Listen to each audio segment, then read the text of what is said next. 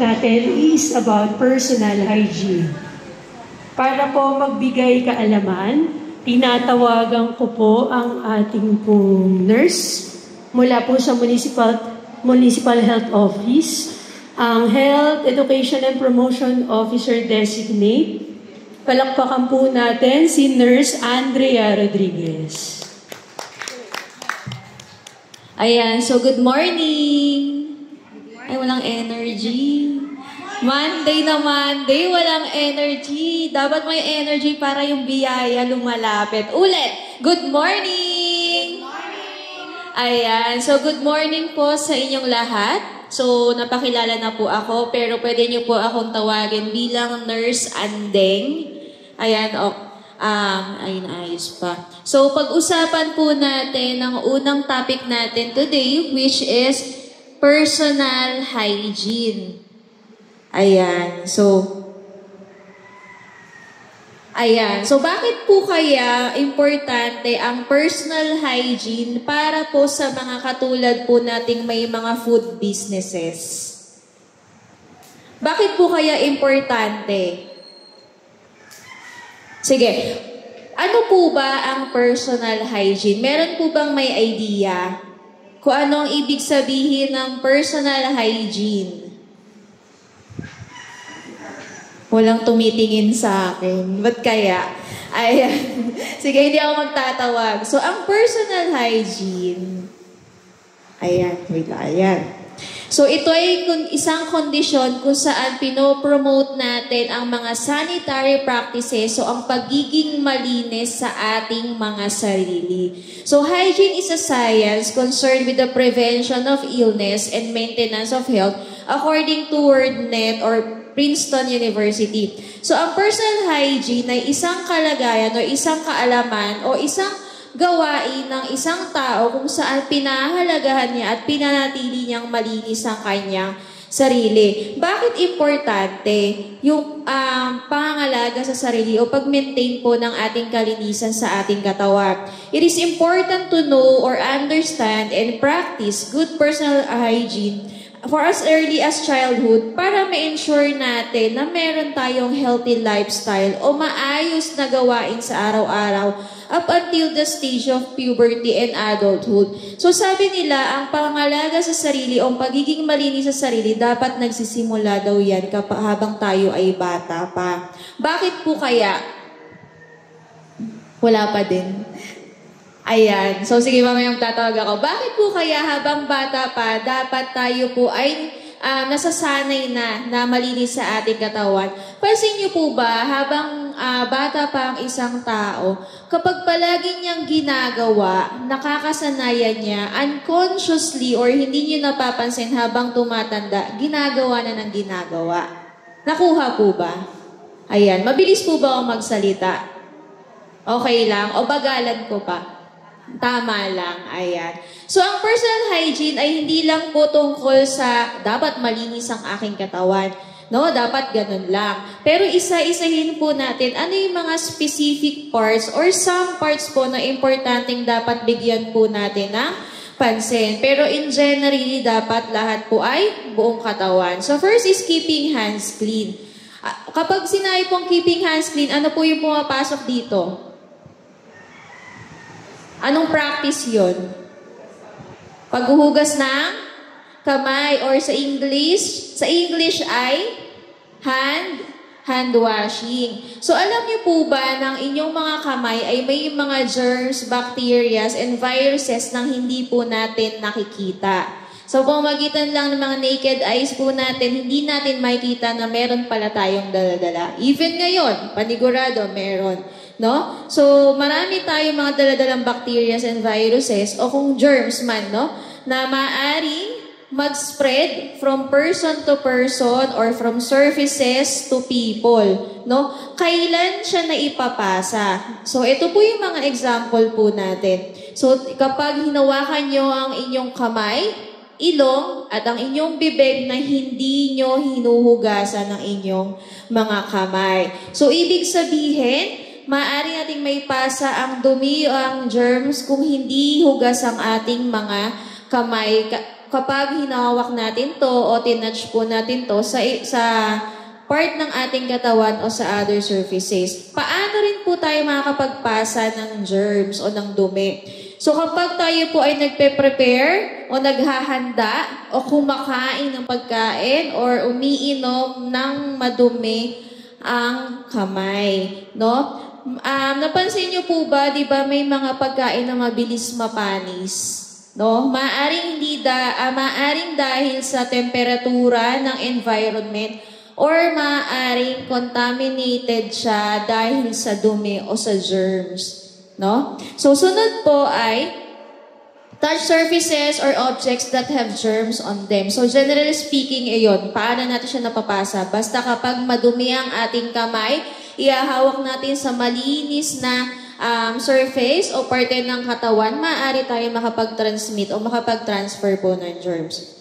Kapag daw kayo po ay inuubo, bumabahing o umaatsing o sumisinga, maaari po nating maipasa yan. Ano yung karaniwan na gawain ng isang tao kapag inuubo? Di ba tinatakpan yung bibig? O sabihin natin pag umaatsing, ayan. Anong ginagawa? Tinatakpan ang bibig at ilong. Saan ipapahid? Napapractice ba natin na pag umatsing po tayo o kapag nag-sneeze po tayo o umubo, automatic naghuhugas ng kamay agad? Pwede. May mga ganon. Pero karaniwan, saan ipinapahid? Sa apron, sa damit, no, o sa basahan. Tapos yung basahan, ipangpupunas sa lamesa. So, ano nangyayari? No? Yung germs o yung virus o bacteria na mula sa atin, maipapasa natin unconsciously o hindi natin napapansin. Ayan. So, sa pamamagitan po ng, ano kaya to? Paghuhugas ng kamay. Gamit po ang mga sumusunod. Ano pa ang kailangan natin pag maghuhugas tayo ng kamay? Sabon. Ano pa? Alcohol, pwede pag hindi available. Pero anong ginagamit natin pag naghuhugas ng kamay? Sabon, tubig, di ba? Paano bubula ang sabon kung walang tubig? Ayan. Ano bang kailangan natin?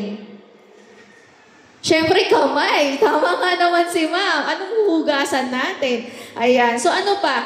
Pag patutuyuin natin ang ating kamay, ano ang kailangan? Towel. Anong klaseng towel? Yung nakasabit sa balikat mo, yun din ba? Yung nasa apron mo, yun din ba? Ano dapat? Malinis. Tuyo at malinis. Diba? Karaniwan sa gawain natin, reality check lang, no? Kapag naghugas tayo na kamay, syempre parang, wow, ang galing-galing ko kasi bago at pagkatapos kung mag-prepare ng food, maghuhugas ako ng kamay. Very good nga naman talaga. Pero saan nyo ipinapahid yung hugas na kamay? Sa apron, sa damit, sa pants, dito pa sa likod ng damit. Di ba ganun yun? Pag hugas na kamay, tapos punas dito. Useless yung paghuhugas natin na kamay. Kakanta ka pa ng happy birthday, no? Happy birthday to you. Ang linis pa ng paghuhugas ng kamay mo. Kaya lang yung towel na ginamit nyo, madumi pa din. So, useless yung paghuhugas ng kamay. Ayan.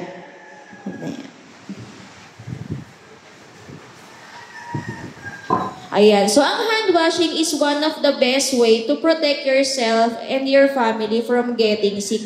Sa pamamagitan po ng simpleng paghuhugas ng kamay, napoprotektahan natin ang ating sarili para hindi tayo magkasakit. Ganon din po ang ating mga pamilya. And in terms po sa food businesses po, naiiwasan po natin na magkaroon ng contamination sa mga pine-prepare po nating food. So tuwing kailan po dapat tayo naghuhugas ng kamay? Siyempre, before, during and after preparing of food. Siyempre, pag nagpe-prepare naman tayo, hindi naman lahat gulay lang, di ba? May mga raw tayo o yung mga, ang tawag doon, fresh na pine-prepare kagaya ng karne. Meron po bang isda dito? Ayan, isda, manok, baboy, no? Yung mga raw bago lutuin. Alam niyo po ba kapag hindi mas maayos ang paghuhugas ng mga karne o ng mga isda, maaari pa siya makakontaminate po. Maaring makasira ng proseso ng pagluluto at maaaring makasira ng inyong business. Kasi, syempre, magiging bad record yun kasi sira ang pagkain. Ganon din po, no, sa paghuhugas ng kamay o sa pagre-ready ng food, dapat sa proseso pa lang na yon, malinis na din po tayo. Malinis nga yung pagkain, ay malinis nga yung pagpe-prepare natin, yung pagkain, yung mga utensils, no, yung mga kutsilyo. Pero yung proseso o yung pamamaraan ng pag-prepare natin, kung hindi maayos at madali tayo makakontaminate, mabilis tayong makakasira ng pagkain. Before and eating and after eating food, before and after caring for someone at home who is sick with vomiting or diarrhea. So before and after treating a cut or wound. May mga pagkakataon na may mga nagluluto, may sugat, no? Minsan, pagaling na ang sugat, makate na yan, di ba? So, kakamutin, tapos saka magluluto, no? So, unconsciously, yung mga hindi natin napapansin na simpleng gestures po natin, maaaring makaapekto sa quality ng ating pagkain na pine-prepare. So, after using the toilet, syempre, dapat malinis ang ating kamay. Ayan. So, hindi lang pagpag ng kamay, no? Even yung mga doorknobs po natin sa mga CRs, maaring hindi siya malinis. So, after blowing your nose o pag suminga, umubo, umatching, after touching an animal feed or animal waste. Syempre, may mga establishments na may mga hayop sa paligid or nag-a-accept siya or pet-friendly establishment o businesses, no?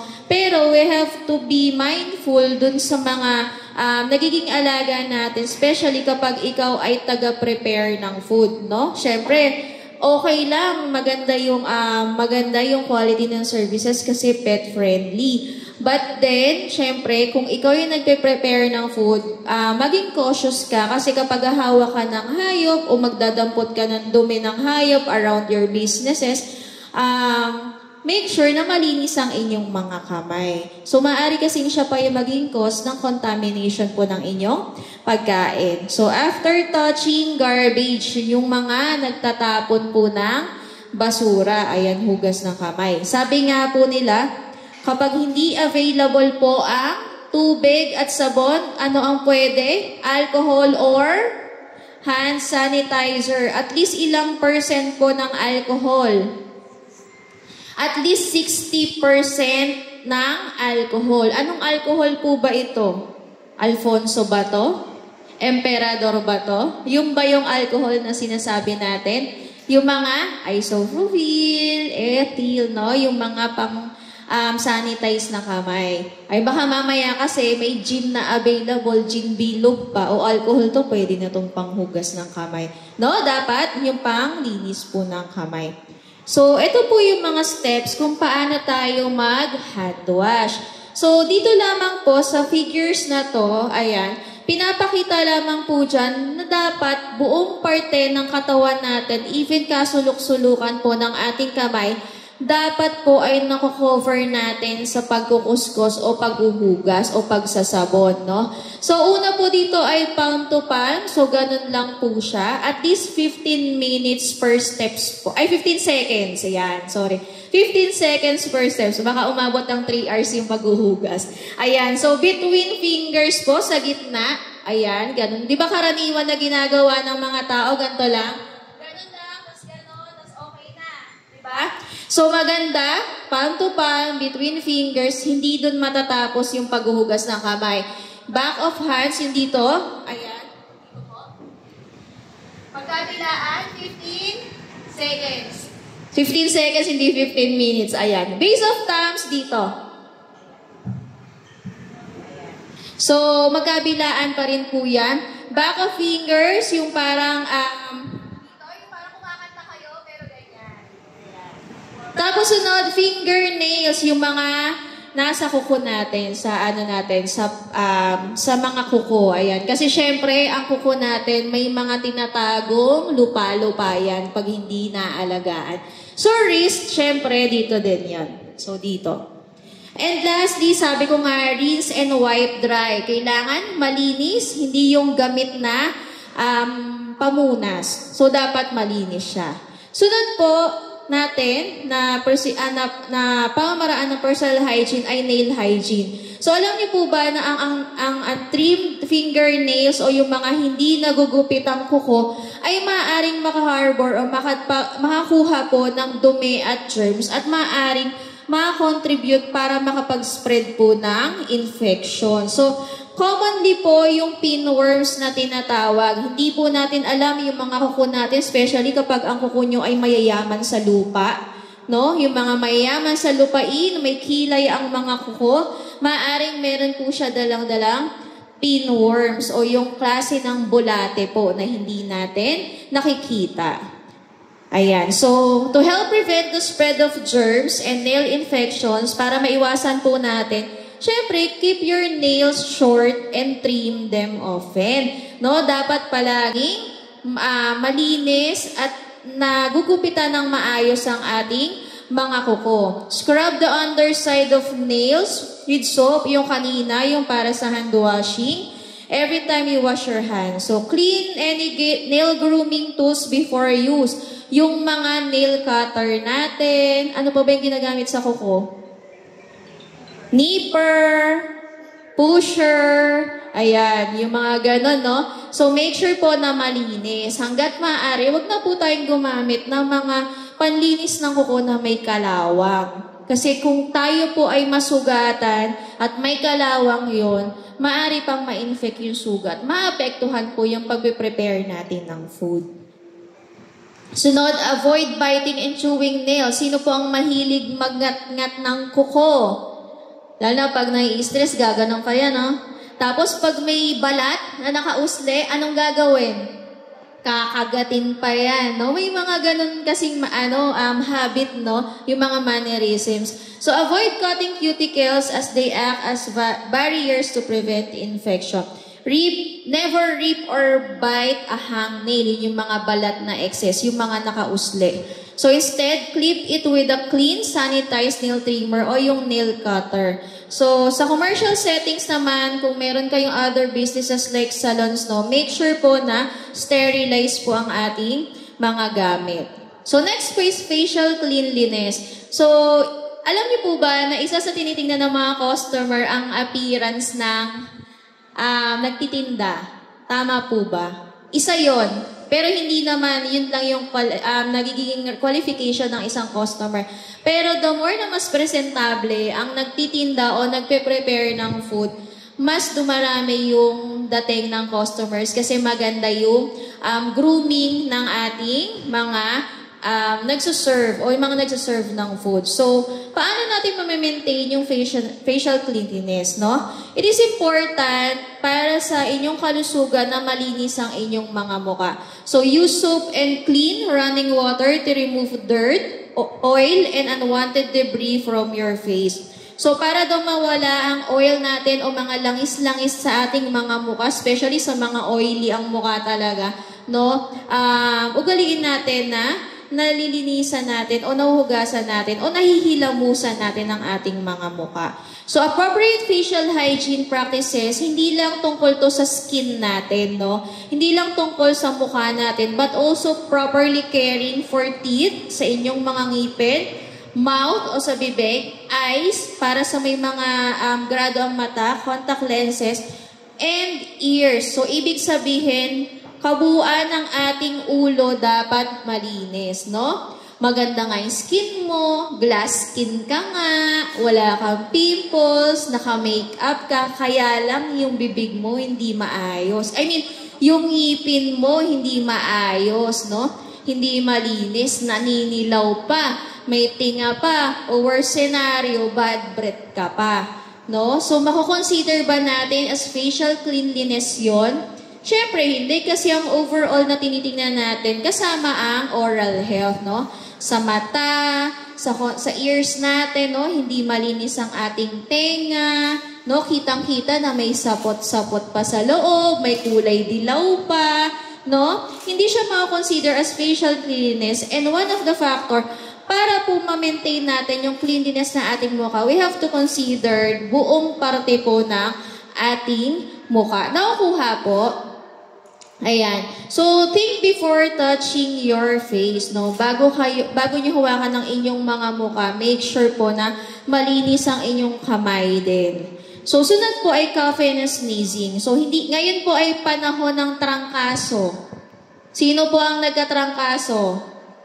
Nitong mga nakaraan lang. No? So, very common po ang trangkaso ngayong panahon. Maraming inuubo, maraming sinisipon, and we have to practice yung proper etiquette po pagdating po sa pag-ubo at pagsinga o pagbahing. So, ano po ang kailangan? Common natin during the pandemic na uso yung face mask na until ngayon ay napapractice pa rin natin o ginagamit pa rin po natin. So kapag tayo po ay uubo o babahing, make sure po na tinatakpan ng ating bibig o ilong, no? So bilang ikaw na customer, no? Biglang may uubo na nagsaserve ng food sa'yo, anong mafe-feel mo? Diba? May uubo sa harapan mo na hindi tinatakpan ng bibig at ilong o yung biglang bumahing, no? Syempre, medyo nakaka-off yun for the customer.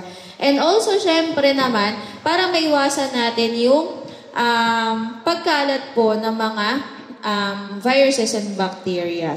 So, kapag hindi available po ang tissue o ng panyo, maaari tayong gumamit ng, kwelyo. Ayan, kwelyo at manggas. Ayan, pwedeng ganon, no? Para lang hindi natin mas-spread out po. So, bukod din kasi syempre sa ubot sipon, meron tayong mga iba't ibang klase na mga sakit na maaari nating makuha sa pamamagitan ng pag-ubo at pagbahing lang. Like tuberculosis, no? Yung mga ganong klase. So, next po is foot hygiene. So, sabi ko nga, overall dapat, holistic approach tayo. Dapat buo. So, una po ay, ang sumunod naman po ay foot hygiene. We have to protect our feet din, yung ating mga paa. So, wash your feet every day and dry them completely. Ganon din, kagaya sa kamay, dapat ganon din po yung sa paa. Ginugupitan po dapat ang mga kuko sa paa hanggat maaari, malinis siya at walang dumi. Okay? Change your socks at least once a day. Ayan, sa mga gumagamit ng medyas o mga nagme-medyas o mga nakasapatos, no? Ang medyas po ay pwede namang gamitin araw-araw, pero dapat nilalabhan, no? Hindi yung gagamitin ko ngayon, tapos paghubad ko mamayang hapon, mabango pa naman, wala pa yan, pwede pa yan bukas. Huwag na pong gamitin kinabukasan, no? Kahit mabango pa yan, dapat nagpapalit po tayo ng medyas. Ano may mga maaari nating makuha kapag yung maaari nating makuha sa mga sakit sa paa? Yung mga alipunga, no? Minsan nangangati pa yan, ayan, nagsusugat pa yan, no?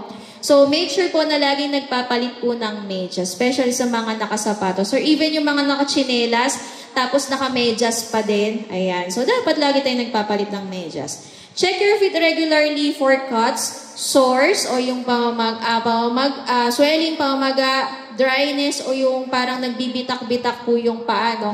And infected toenails, and apply treatment as needed. Yung mga nagkakasugat po sa paa, di ba karaniwan yung iba nagbibitak-bitak yung paa, yung parang sa sobrang dryness po ng talampakan. So kapag nagkakasugat, syempre make sure po na ang sugat po ay tinitreat po natin. So kung hindi kayang itreat siya o hindi kaya siyang gamutin, magpakonsulta po tayo sa doktor. Especially sa mga diabetic po.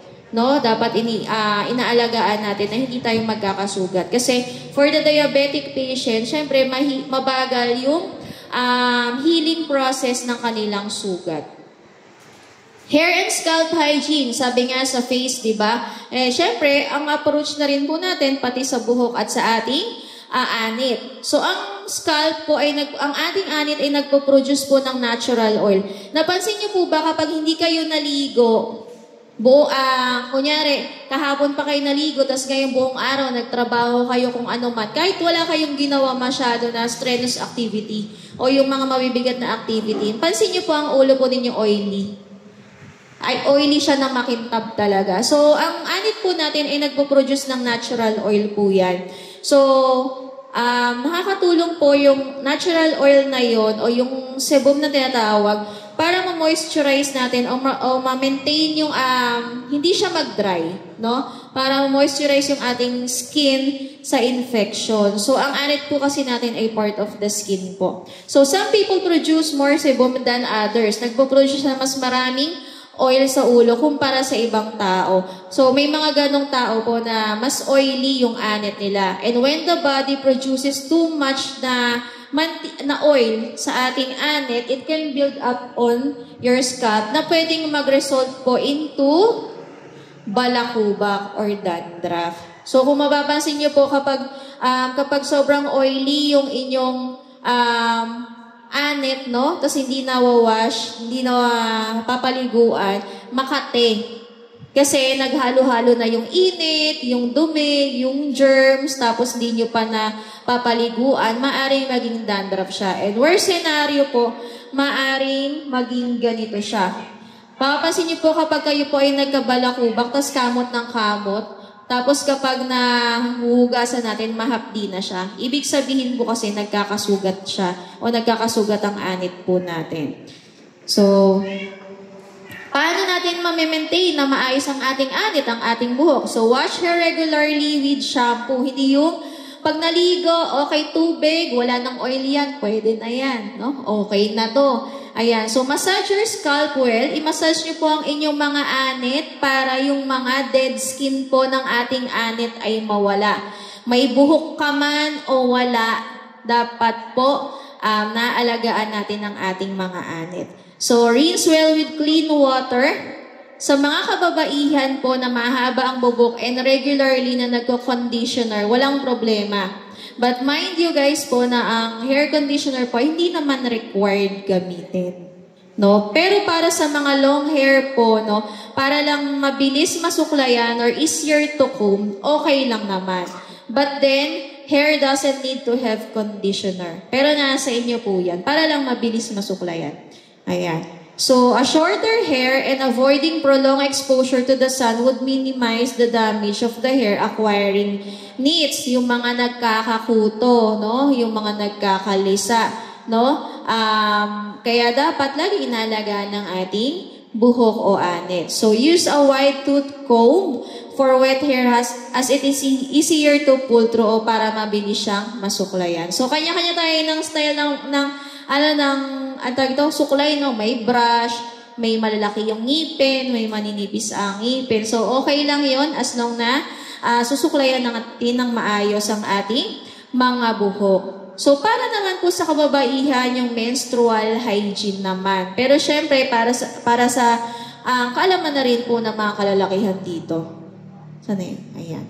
So, good menstrual health and hygiene practices can prevent infections, reduce odors, and help you stay comfortable during your period. Ayan, sa mga kababaihan po dito na dinanatnan pa o nagkakaregla pa, no, importante na malinis din po tayo during our period. Kapag hindi nakakapagpalit ng sanitary pads or napkin, di ba maamoy? Mabaho, malansa. Minsan, makate pa yan sa ari ng babae kapag matagal na hindi nakakapagpalit ng napkin o yung mga heavy flows, no? Tapos, buong araw, hindi nagpapalit. Makati na yan. Tama po ba, mga ma'am? Ayan. So, syempre, minsan, mabaho na talaga siya, naamoy na talaga siya. So, dapat, lagi tayong nagme-maintain ng good menstrual health hygiene. So, wash your hands before and after using the restroom and before using a menstrual product.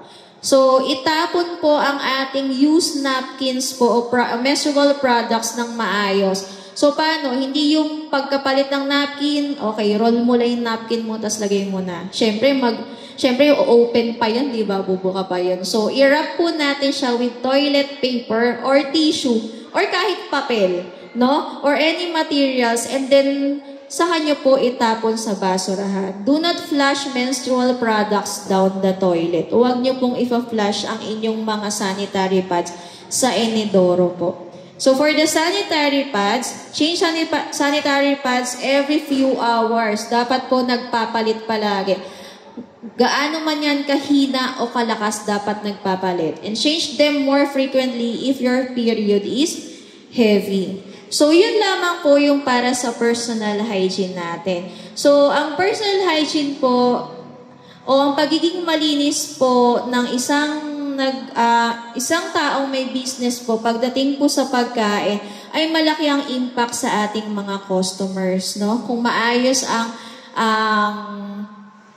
pangatawan o healthy po ang isang nagsaserve, maganda yung impact po sa ating customers. And kapag maganda yung tingin ng customers sa nagsaserve, maganda ang tingin din po niya sa inyong business. No? Simpleng pamamaraan lang po, pero pag nagkaroon tayo ng problema sa ating hygiene po o sa pagme-maintain po ng kalinisan sa ating food businesses, maapektuhan yan at maaaring makasira po tayo ng kalusugan ng ibang customers. So, ang pagiging malinis po sa katawan ay reflection po o nagre-reflect po sa inyong food business. Ayan. So, ito lamang po ang aking personal hygiene. Meron po ba kayong katanungan? Wala naman po ba? So, syempre, clean hands saves lives, clean hands care, and clean hands count. So, importante po ang hand washing in general terms. So, yun lamang po at maraming salamat. Ayan. So, dahil po alam po namin ang importansya ng mga gusto ng magwiwi, so meron po tayong 5 minutes break po muna para huminga-hinga.